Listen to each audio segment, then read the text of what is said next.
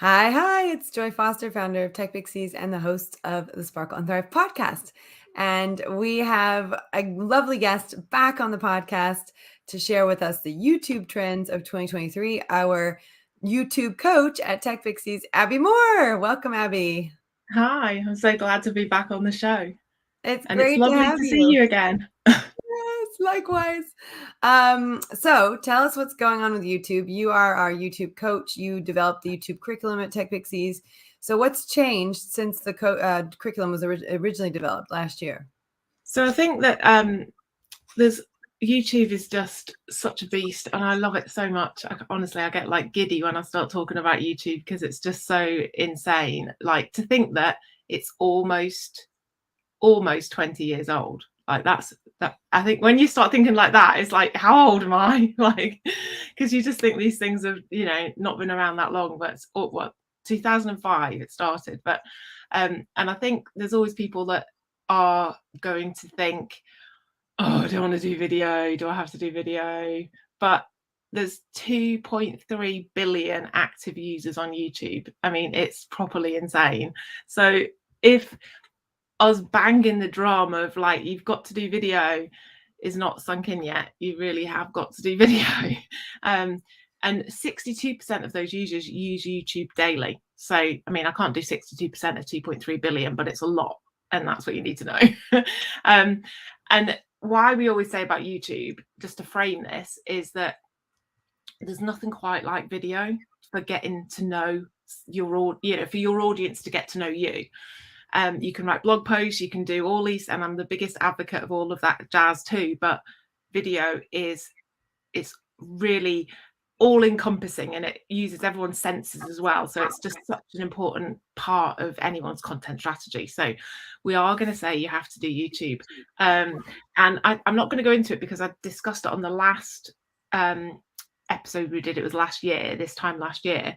But go back and watch that or listen to that, because I talked about the three main types of content that YouTube sort of state in their training that you should do. And just it's Hub, Hero and Help. So I'm not going to go into it, but go back to that one. I'm sure Joy can link it, and then you'll hear me talk about that. But the biggest thing I think this year, and we've got loads of trends to talk about, but is shorts and how much of a kind of like skyrocket that's happened, is that making those vertical 60-second like bite-size pieces of content has gone insane. And for anyone that's tried shorts, it's similar to reels on Instagram. You get so much more reach and views on that sort of snackable content than you do on your main content, which is sometimes a little bit disheartening, but is all views are good views. So, and what we find is that quite a lot of times people use those shorts and then they'll go through to your main channel. So it's all good. And what some people might not know is because shorts don't count in your main watch time for when you're getting to be monetized, but you can have to be monetized. You need 1,000 subscribers and 4,000 hours of watch time. But if you just post a load of shorts instead, you can have the shorts watch time instead count, and that is 10 million views. But it's not that difficult to get. I mean, it's hard, don't get me wrong, but it's not beyond all the realms of possibility, because the views are so much more, and it's not individual hours, it's individual views. So 10 million views on shorts and 1,000 subscribers, or 1,000 subscribers and 4,000 hours, which isn't. So those are requirements to then get paid. Yeah, so that means that YouTube will place ads on your videos, and people then will watch those ads or skip those ads or whatever, but that you'll get a percentage of, you'll get some money. So it's not massive money when you've got average views, but it's it's there, and it ticks along, and some people can earn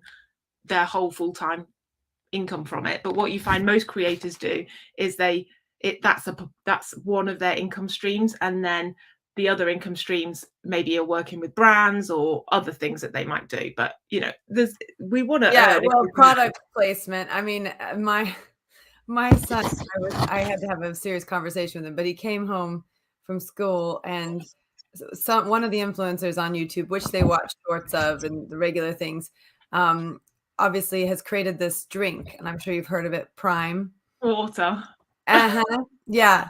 And so one of his friends at school sold him a half-drunk bottle of Prime, and you just sort of go, what is going on? So there is this element of they're not necessarily making their money off views, although that's possible. It's actually the product placement and the products they're able to leverage because they've got the fans and the followers to the extent that someone would pay for a half of an empty bottle of. I know, it's insane. If you go onto the Prime website, which is just good just to have a snoop, it's all sold out. Like, it's sold out everywhere. You can't get it. Like, it's just insane. And it's like water with electrolytes in it.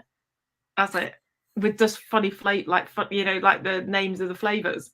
But two YouTubers get together and there you go. And they've got huge audiences. So there are a few other trends though. So for this year, and one of them is actually, it sounds weird, but it's this has come from that YouTube did a kind of analysis of all the videos and stuff for last year. So this is from their stuff. But silence is almost trending. So if you Google what was the exact words were, video captions. And if you Google video captions or video captions on YouTube, the trend is going up. And what we find is that people are watching videos, like maybe they're putting their kids to bed or whatever, and they want to watch because it's a bit easier, but they don't want to hear. So because they can't have the noise, or they're at work or something like that. So captioning your videos is linked to increased views. Now, obviously there's nuances and whatever, but if we can just do these as general best practices, and also it helps for accessibility as well. So we want to be more accessible in our content. So captioning your videos, you can do this through YouTube natively, or you can use an app like CapCut. I think you used to use that. So you can actually, it was the kids. They were the ones that were using CapCut. Because I think all the influencers were using CapCut, and CapCut I think is actually designed by TikTok. I think I'm correct on that. So it was designed for people to be able to create TikToks, really. So yeah, my son got into it and was making little videos, and then and then he taught us how to do it. Yeah. So it's really, doing captions is good for accessibility, but it's also good for all those people that, and if they want to watch it, they can watch it and they don't have to read it, but it's, they can listen and that's fine. But it's just opening up your content to more people in different situations as well. The next thing is that some people really don't get the hang of, and my daughter's just got she's been doing it for just under a year now, and we need to get better at it, actually, is more action and less talking. So you've got 8 seconds at the beginning of your video to hook the person. And what so many people do is go, hi, welcome back to my channel. I'm Abby and I talk about blah, blah, blah, blah, blah. In this video, I'm going to share blah, blah, blah. By this point, you've gone past your 8 seconds. So what you want to do ideally is go, rather than hi, welcome back, is just to be like, in this video, I'm going to share the biggest secrets to making money on YouTube. That's within 8 seconds. And then I can go to my intro if I want to do one. Yeah, so you're doing the hook in the first 8 seconds with what you're saying or what you're doing. That's drawing them in. It's a little bit like back in the days when a blog post or an email, the most important part was the subject title. So that first 8 seconds captures your attention. Yeah. Just to clarify, so TikTok, CapCut is owned by the same parent company that owns TikTok. Same company, but they're very similarly invested in. Yeah. So anyway, so the hooking on that video is important. Yeah, and it can be so tempting because you want to, sometimes when we're not experienced, we want to kind of warm ourselves into the video. So we're kind of like, hi, I'm, and you might sort of set the scene, but it would be outside that 8 seconds. And so it's really being a bit more ruthless and kind of being like, what is the main thing that I want to get, that I want someone to get from this video?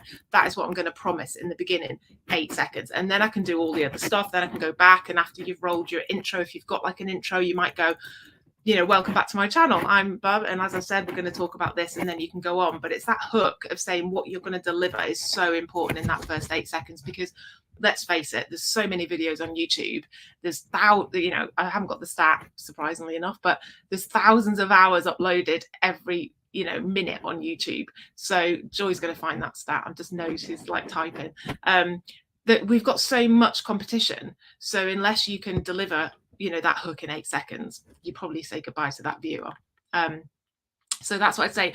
And just with there you go. We got the stat, Abby. An average of 2,500 new videos are uploaded to YouTube every minute. That's insane. So 183 hours of video content with an average length of 4.4 minutes.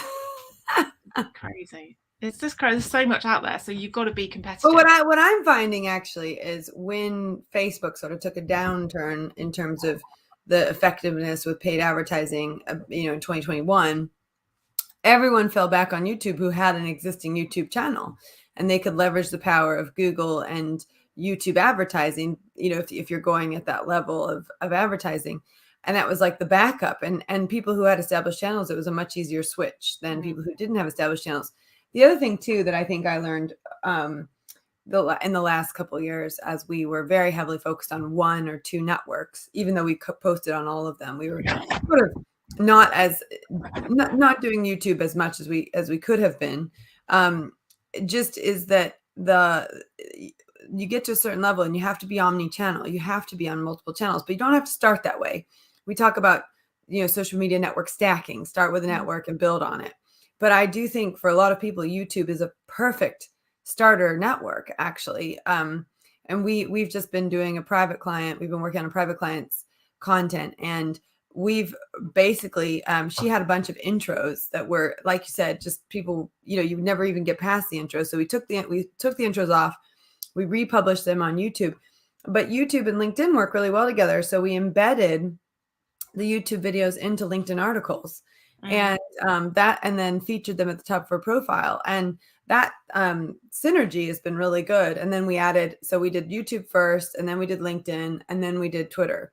And so as we published each week, as we published a new video blog, if you will, an article, we then used Twitter to point people to LinkedIn, to YouTube, and just straight to Twitter. So it was really interesting how we were able to stack those 3, but we started with YouTube.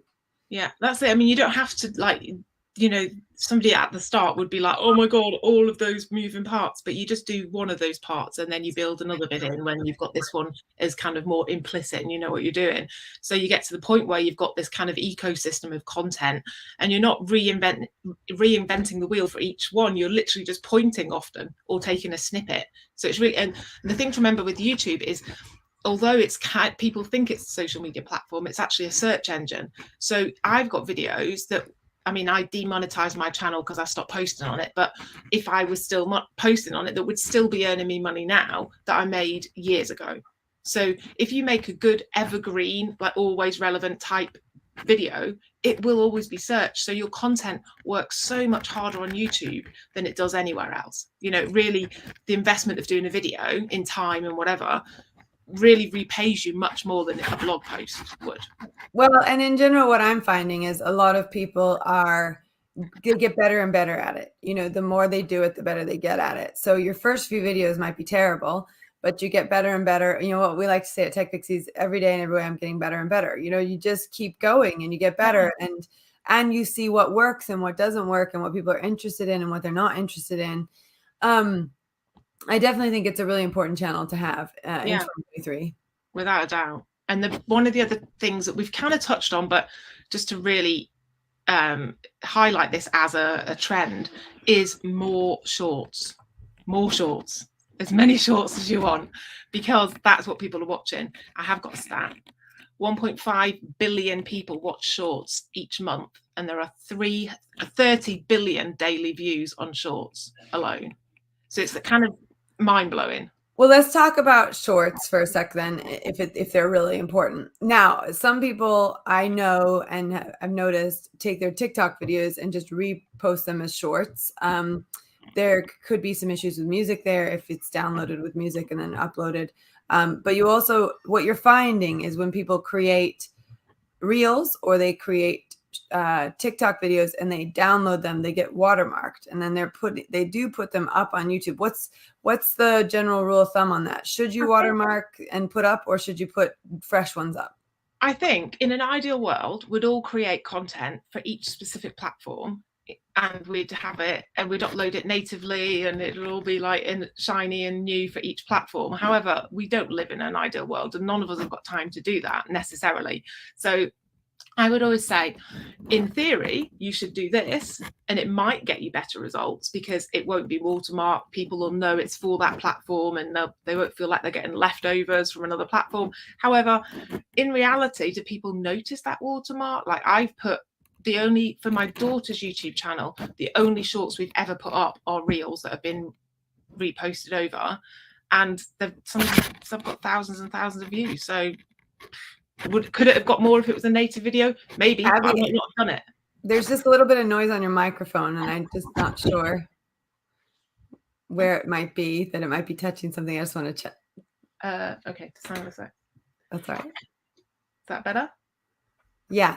Okay, so tell us, so your daughter's channel, so you take the reels from Instagram and then you put them onto the shorts. Yeah. So what's your daughter's YouTube channel, so that we can point people in that direction to have a look? It's Ava's Pony Pals, and it's almost going to cross. It's close to crossing 1,000 subscribers. Oh, that's amazing! Oh, we're so happy. This is great, because you've got. I'm gonna share my screen. So you've worked hard on the thumbnail as well, which I think we touched on the last time we talked, the importance of thumbnails. But let's talk about the importance of thumbnails, and I'll hit the screen. For those of you who are watching, you can see it. If you're not watching, I'll try and describe it so that you get an idea of what it looks like. So, so thumbnails. Let's talk about thumbnails. Yeah, they are really important. And the thing to remember is most people watch video on their phone. I mean, I watch YouTube everywhere. I watch it on the TV, I watch it on my laptop, and I watch it on my phone. But most of the time, I'll probably watch it on my phone. So it needs to pass like what they call a shrink test. So you if you can shrink the picture down when you're making it in Canva, does it stand out? You might not be able to read all the words, but can you get the gist of it? Mm-hmm. So what we did, we've gone through a few different iterations of thumbnails for her, and you can see I did a test, because the one that's under popular video, Mum's Broken, So I Rode Both Horses, that's not exactly it. I didn't think that topic was that amazing, but it's the best viewed video on the channel. So I then thought, is it the orange thumbnail? So then I did another orange thumbnail, because it's just testing. You've got to think of it as like, is it, it's a game. So the which YouTuber horses we want to ride, which is just above or, beside Miss One. That's also done not as well, but it did quite well for her small channel. And you can see I've replicated the orange thumbnail more often, because I'm trying to see whether that whether that made a difference. And well, so it does on first view. It does look like orange thumbnails do have better views in general than your non-orange thumbnails. So that's really interesting. So and then you've got your shorts here where you. Yeah, so we've not done many shorts, but these are all just you've got your.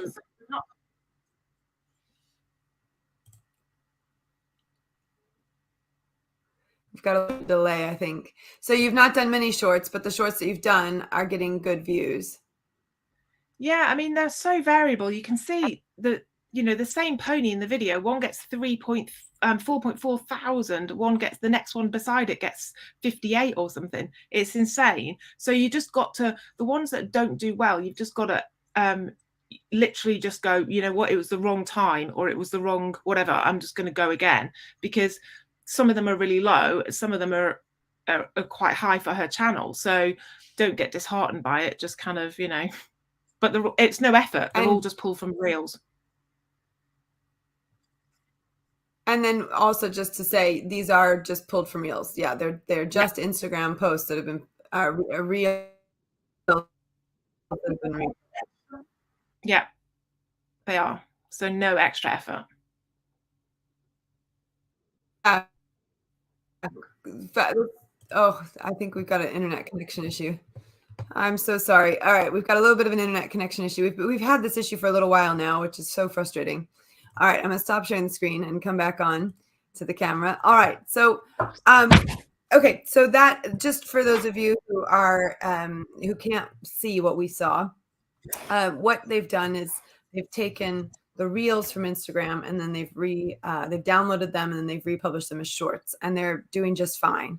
But if we go back to the conversation around CapCut, you could create your reels, your TikToks, your shorts all in CapCut, and then just take that same video and put it up on the different channels. You don't need, and then it watermarks them themselves. So with shorts, what's the secret sauce? What's the I think it's like a video in terms of the hook, like if you can. I mean, mine aren't really that. They're just like, I mainly for when I'm creating a reel, I find the audio that I love. So we watch a lot of reels and we'll just go, that is Oreo, that is our pony, or that is Sabio, and we'll just do a reel based on the fact that Oreo's a pig and she eats anything, and Sabio's gorgeous, and and literally that's it. There's no strategy, and I'll just make the videos from there. That's why I prefer to do it in Instagram, because I can it's much easier to edit when you've got the track right there, and I find it so much easier than editing and then trying to put it in. It's just, for me, it's just too confusing trying to do it somewhere else. So attention grabbing hook, if you're going to do that type of content, concise, and if you can use, if you're doing like information, interesting facts or whatever, or maybe controversial or unexpected facts, or tapping in on it to emotion, that's another good thing to do. But really just test, because as you see, some of mine have gone like really good, and other ones not so much. So it's just testing and not getting hung up on what you expect to happen, because it will always surprise you. So, but definitely do more shorts, because they are where everyone is, the focus is on shorts. And I think if YouTube are pushing something out, which they are doing, you jump on it. Like if they give you a feature, use it. If they're focused on something, you focus on it, because you'll then reap the benefit of that, I think.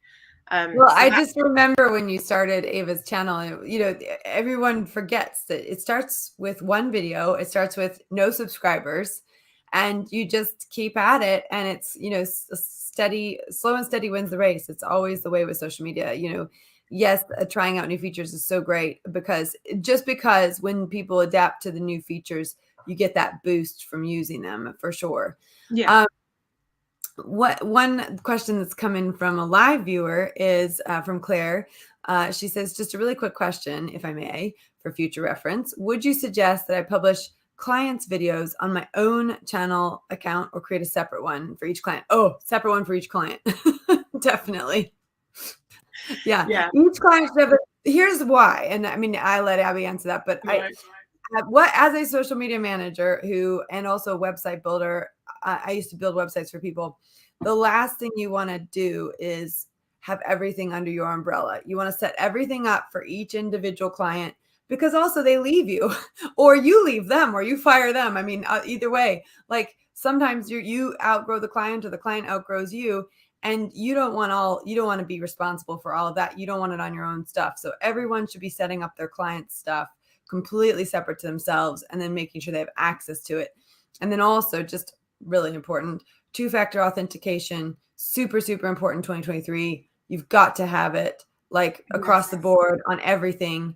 If you don't have it, go sort it out now. Because I've lost an Instagram account recently and I can't get it back. Yeah. No, and it was Ava's Instagram account, her initial one, which is gutting, because it just had some stuff that I can't now get off. Had some reels, it had some stuff, and you can't get it back. So yeah, please do that, because I should know better. Doing the job I do. We always say that, like those of us are like, yeah, we should know better, but we really should. Everyone do two-factor authentication. Please make sure you've got a backup admin. Make sure you've got a backup number, a backup email, just so it's all there. But yeah, no, client accounts definitely set up their own. And, I'm a huge fan. We do something at Tech Pixies. I've done it for years. It's always, knock on wood, it's always been fine.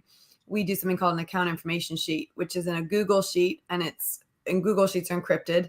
You do it as restricted access, so only people who have access to the sheet can have it. You make it so that they can't be downloadable or copied. And, then you put all your usernames and passwords in there. There's other things like LastPass, and I think there's other ones out there. That's always worked for us.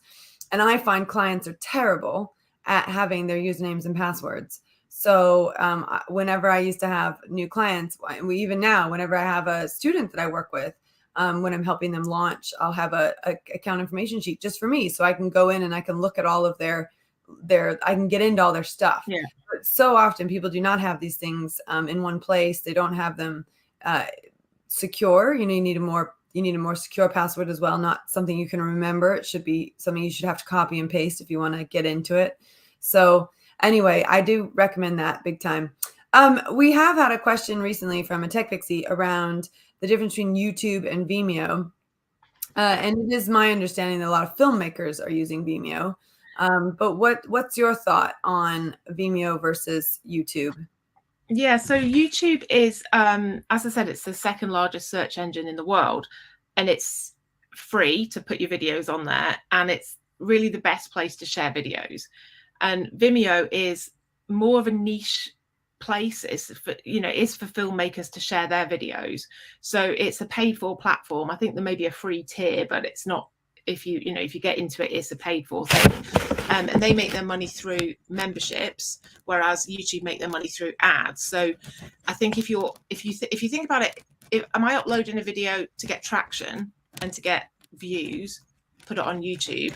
If I'm uploading a video to share it, to embed it in a website or something like that, then use Vimeo, because it's a better video quality, because Vimeo videos aren't compressed, whereas YouTube are compressed because they have so many videos to fit on their, on their systems or however their interwebs work. So the quality will always be much better on YouTube.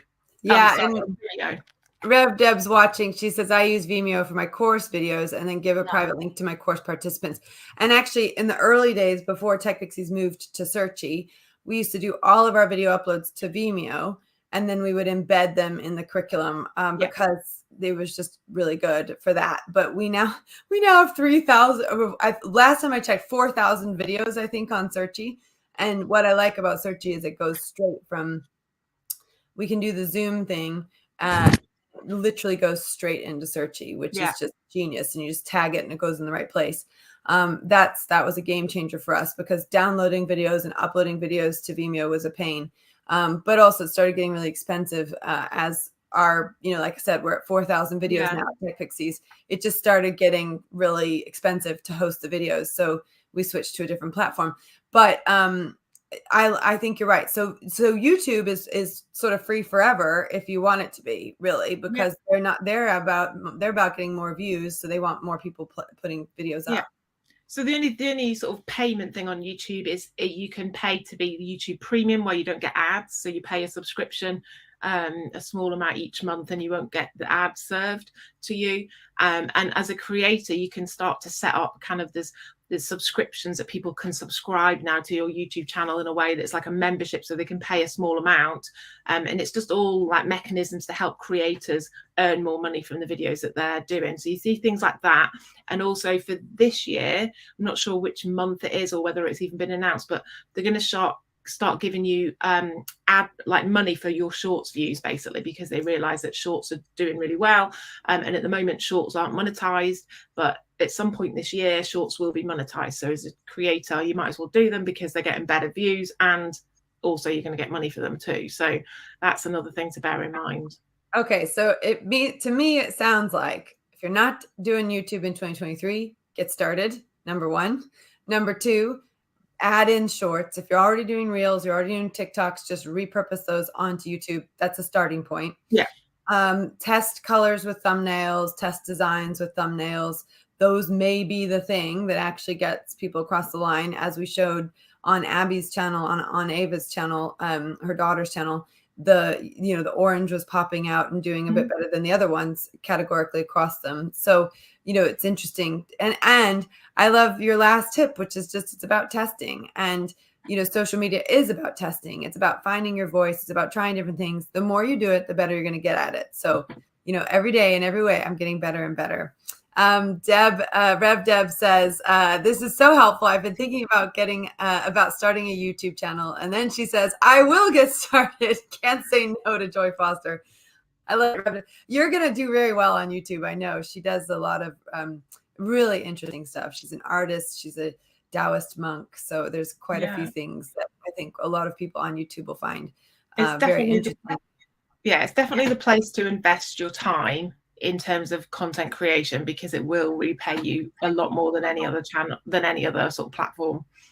Well, I think the searchable element of it is one of the reasons your content lives on and on and on. So if you have a really good piece of content, it just keeps living if people share it. I mean, I have a video that I love called Forgive Assholes. And I share it whenever I'm teaching forgiveness, which I teach very regularly in the Dream Builder program. I always play that video, but every time I go back in, that video's got more and more and more views. And, you know, that's just it. It's searchable content. It's content you can play again. And yeah, it's 100% something you should do.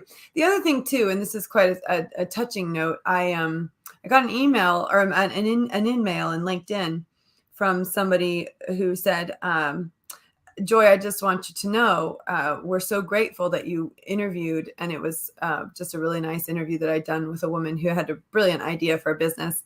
And she said, we're really thankful that you interviewed her because it's the only video we have of her. So, and she had died of cancer, and it was the only video that they'd had, like, you know, of her in her element, talking about the things she loved, her family, everything. And it was really touching for me. It was obviously very sad to, you know, it's life. But I also think, you know, I have a student who, she's 78 years old. We have women from all ages at Tech Pixies. And she wrote a book called I Pray Anyway. And she did the Tech Pixies course, and she decided, okay, for 15 days, I'm going to post a video every day. And she did it on Facebook, not on YouTube to my knowledge, but she did it on Facebook. But, you know, we were talking about, you know, she may go on for another 20 years, another 30 years, but the legacy of her video in print, you know, her children and her grandchildren and her children's, you know, her grandchildren's children, they will be able to watch these videos of her reading her prayers, telling the story behind her, you know, theology. It was really brilliant and beautiful. So I think we underestimate the power of video, not just for ourselves, but the legacy that we can leave for, you know, the next generation, you know, when we're gone. I mean, you know, my dad's no longer with us, and to go find a video of him, it's like on a VHS tape that I can't play on anymore. So, you know, I think that there's a legacy element of this as well. And of course, we have a Get Started guide at Tech Pixies that Abby created. So if you go to techpixies.com/free resources, you will see that we have our Get Started on YouTube guide. So I'd highly recommend that. And we will have the social media trends guide up and running soon for 2023. So you'll be able to get that at techpixies.com/social media trends. So I don't know that they might still be 2022 at the moment, but we will have the new one up and running as soon as this series is finished. But I'm really excited to be bringing you some of our amazing coaches to talk about what's trending in those social media networks. So Abby, thank you so much for your time this morning. I'm delighted to get to see you again, back on the team, running the YouTube coaching. You had a great stand-in for you while you were away from us. Kirsty Vandenboek, she did a great job, and now her YouTube channel has taken off so much that she's so busy she can't coach anymore. So we're very lucky at Tech Pixies because we know our curriculum works. You developed it, she leaned into it, and her business is going crazy. And we're just so delighted that you're back to help the Tech Pixies on their YouTube journey. Yeah, it's so exciting. First coaching call on Thursday, I think.